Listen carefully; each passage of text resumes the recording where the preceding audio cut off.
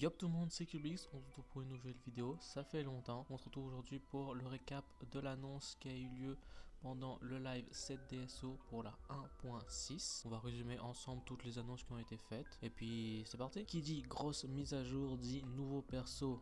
Elisabeth va rejoindre le roster de 7DSO et pourra proposer 3 nouveaux gameplays. Elle possède un grimoire lumière qui globalement ça va heal et boost la def et debuff la def et l'attaque des ennemis. Avec ses différents spells, elle va appliquer sur un ennemi une marque qui avec son costume va lui permettre d'augmenter les dégâts crits de ses alliés ainsi que de baisser la résistance élémentaire de cet ennemi. Au niveau du bâton, on va ici avoir l'élément vent. Globalement, elle va debuff la résistance vent et buff les dégâts d'attaque normale de tous ses alliés. Sa tenue, elle va augmenter les dégâts crit et les chances crit ainsi que la durée des différents buffs qu'elle va appliquer lorsqu'elle va réaliser une compétence de relève. Avec la baguette, on aura l'élément terre où elle aura un rôle de burst.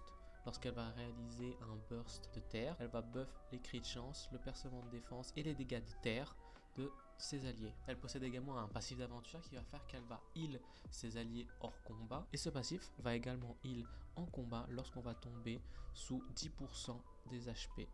Le mot d'ordre de cette mise à jour, c'est l'été. On aura donc 3 nouveaux skins d'été, un pour Cloto et Merlin, qui sera possible d'obtenir en version gacha. Mani possède également un skin qui va être lui offert à tout le monde. Et Elisabeth, son skin de base, lorsque vous l'aurez invoqué, sera celui de skin d'été. Et si vous voulez la version taverne, elle sera payante. On a également un nouvel event été qui se va beaucoup s'inspirer de l'event Saint-Valentin qu'on a eu auparavant.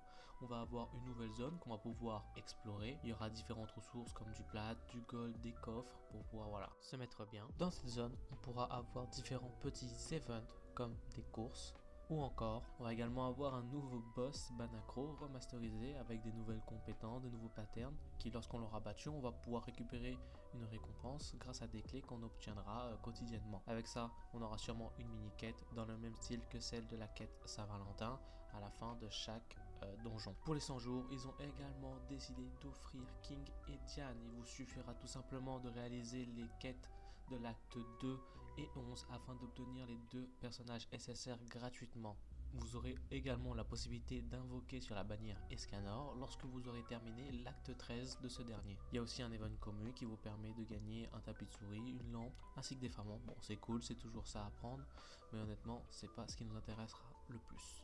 On a également un nouveau set support qui va lui infliger des dégâts en plus lorsqu'on va réaliser une compétence de relève. Ici, il s'agit que d'un seul passif, il est possible qu'il possède un set de 4, 5, 7 pièces. Qui dit nouvelle mise à jour, dit nouveau secteur. On a l'arrivée du secteur 7 et 8 avec des golems qui auront une faiblesse feu et ténèbres et le démon Henriksen qui aura une faiblesse terre et lumière. Le classement lui également est mis à jour avec le boss Galan et les 2 nouveaux secteurs qui vont permettre aux plus aguerris d'obtenir de nouvelles récompenses, un nouveau titre ainsi qu'il semblerait des nouveaux pets. Le raid quant à lui a été réajusté. On a maintenant la possibilité d'augmenter la difficulté de ce dernier en ajoutant des buffs aux différents boss ou des debuffs à votre team pour ainsi obtenir plus de jetons et augmenter également la qualité de l'armure jusqu'à 160 max.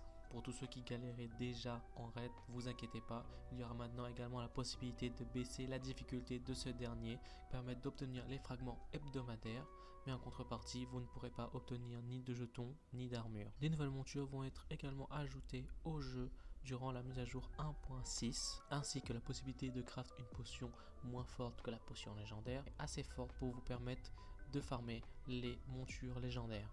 Ils ont également fait en sorte que lorsque vous ratez une potion en la jetant dans le vide, vous ne la perdez pas et vous la récupérez. Et enfin, on a l'ajout de l'expédition. Donc je pense que ici ça va marcher un peu comme Genshin. On va envoyer nos différentes montures pets pour qu'ils puissent farmer des ressources pour nous. Voilà, c'est à peu près tout pour cette mise à jour. Bon, on va pas se mentir, ça reste ok, même s'il manque des éléments importants comme le preset de team et d'accessoires. Mais apparemment la mise à jour serait en 2 temps et la suite viendrait le 20 juillet.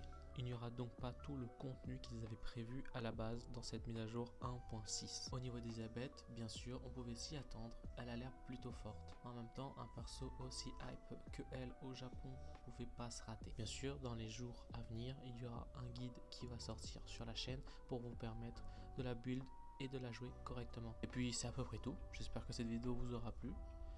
Cette vidéo était à but informatif et j'espère qu'elle vous aura servi. D'ici la prochaine vidéo, je vous souhaite une bonne journée, une bonne soirée, un bon appétit. Et on se retrouve pour une prochaine vidéo. A plus!